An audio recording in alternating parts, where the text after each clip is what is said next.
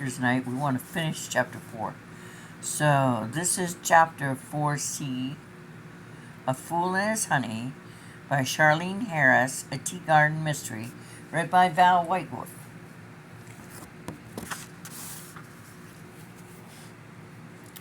I now had all the products arranged in a line on the table. A section of newspapers spread out to put the baby on.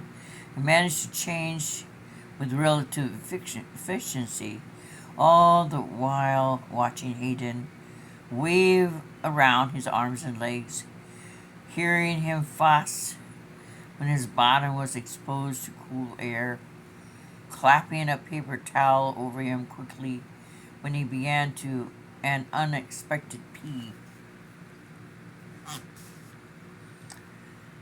I was wondering what Rory had been doing when Hayden was resembling I looked at him.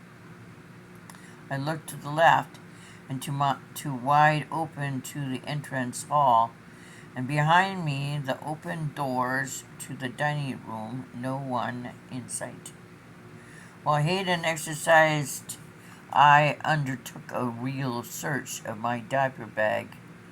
It had beside the big central cavity lots and lots of pockets and pouches, zippered and velcroed, and I found 2 extra pacifiers, a big plastic fake key ring, which I handed to Hayden, 4 diapers, and a faded blue dish towel that I figured Regina had used to cover her shoulders.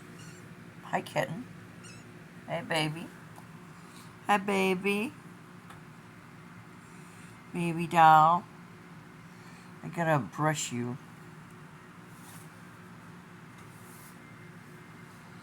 I don't think you can get down over there anywhere to poop, kitty.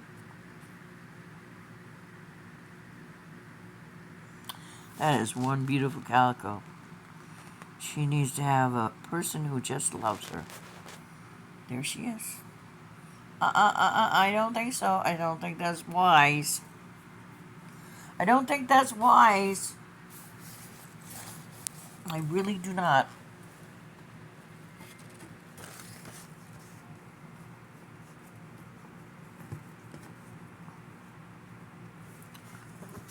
I don't know where my other bugs things are.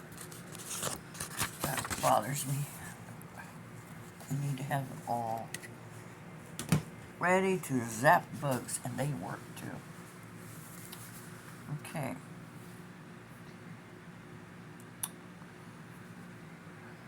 I slid my fingers in beside the Velcro, a little Velcro tab that held it shut, and broke the seal. Yep, there was something in this one. The pocket was so tight I could only insert 2 fingers, and I slid one behind and one in front of the object and pulled up. Oh no, oh no, oh no. I breathed and slid what I'd extracted into Hayden's receiving blanket, which I immediately wrapped around him. I lifted him and made a beeline for the kitchen, trying to act casual. Martin and Roy were ensconced in a table with a map of the southeast in front of them and more detailed maps of each state we'd passed through lying ready to hand. Just as I was trying to think of a plausible reason to talk to Martin privately, the front doorbell rang, and I started to hand the baby to my husband and realized that he would feel the bundle in the blanket and realize he might well haul it out in front of his companion. That wouldn't do at all, so I veered through the kitchen doorway to the hall and scooted back down the hall and awkward look opened the door with one hand. Ellen Lowry was waiting with a stack of blankets in her arms. "Hey, Ellen," I said, unable to keep a surprise out of my voice. "I'm sorry to intrude, but I heard you had troubles, and I thought you could make use of these," she said, nodding at the stack. "These are baby blankets I used when the boys were little, and I believe they're in perfect shape. I ran them through the washer and dryer this morning to freshen them up." "How kind of you. Please come in," I said, trying to summon some poise. I stood aside and ushered Ellen into the living room, where the square low table covered with changing paraphernalia. "Hi, baby." Ellen smiled in the nostalgia sort of way.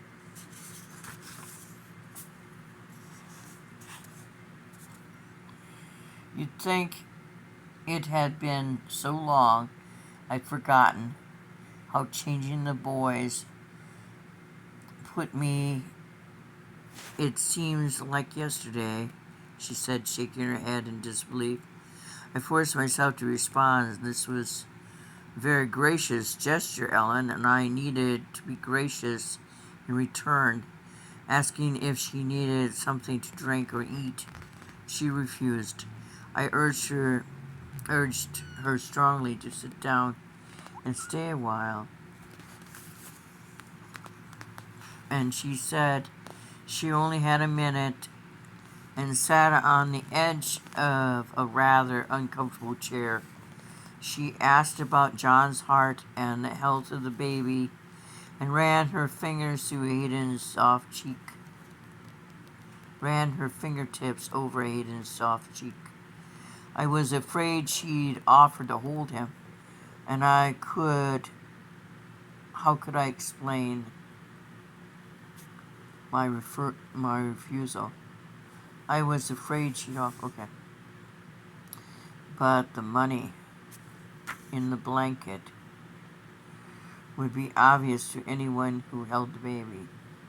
Luckily, Ellen stood after a brief conversation, began her goodbyes. The weak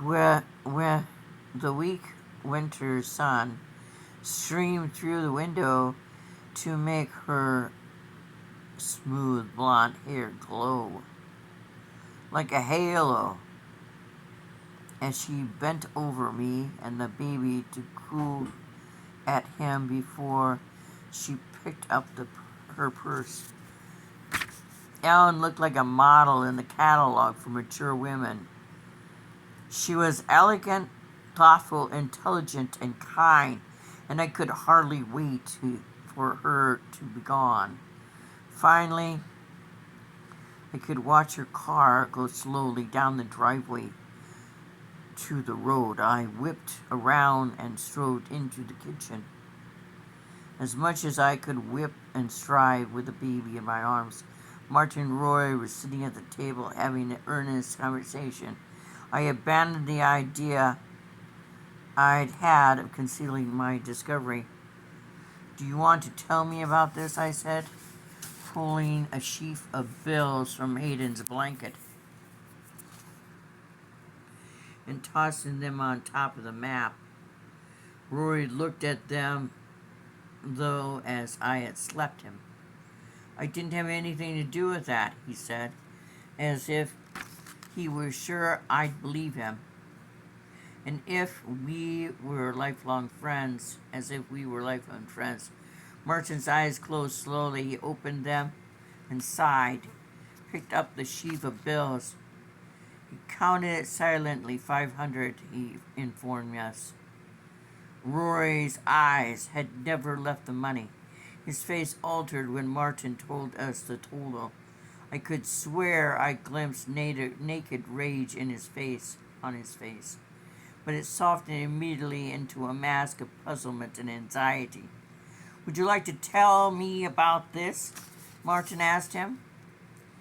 That must be the money Craig stole, his best friend said hesitantly. Then Rory fell silent, his eyes fixed on the money. If he'd been a jug of water handy, I'd have thrown it on him. If there'd been a jug of water handy, I would have thrown him on him. Would you care to explain a little further? Martin's voice was deceptively mild. Rory looked pretty darn reluctant to start explaining. But we were both waiting, and I think he knew we would not change the subject. When Regina was expecting, Rory began, Craig began thinking of all things the baby was going to need, and I guess he just kind of went crazy. Since he couldn't get them for her, he robbed a convenience store. Wow. In Corinth? Martin asked. I sat down with my burden to listen to this latest fairy tale. Hayden wasn't interested. He made his little smacking noises, and I looked down to discover he was asleep. With his tiny fist jammed in his mouth, I eased him into his infant seat to give his arms a rest. No, sir, said Rory. We went across the state line into Pennsylvania somewhere. I don't know the exact town, and for the appreciative length of time, we just sat staring at Rory, who ducked his head and blushed at our critical scrutiny. I eyed the telephone, tempted across once again to pick it up and call the sheriff to come get this fool, but Martin shook his head, reading my thoughts. You were out of jail when Regina had the baby? I asked. Roy looked as though a light bulb were appearing over his head. No, ma'am. I was in jail. Was Craig in jail when Regina had the baby? No, ma'am. Craig got out a few days before I did. But Craig was back in jail for the past... Well, we got picked up again 2 weeks ago about... I now understand why the police beat people who wouldn't confess. I knew something somewhere in me, in that cute empty head, lay the truth, and I wanted it badly enough to extract it with a red-hot pin piercer. Or at least so I told myself. I could tell by the way Martin was clenching his hands that he felt the same way. And I was willing to bet that under other circumstances, Martin could make Rory talk. We'll have to talk about this more later, I told them both. I've never been trained to be a detective of any kind, but I am a reasonably observant person. And this money was not the jumble of rambled bills of all denominations you get if you robbed a convenience store. This was the kind of money you get at a bank. 200 $1 bills. The rest in 20s packed, compact little bundles, smooth and flat. Oh my, oh my, oh my, oh my, oh my, oh my. Good stuff.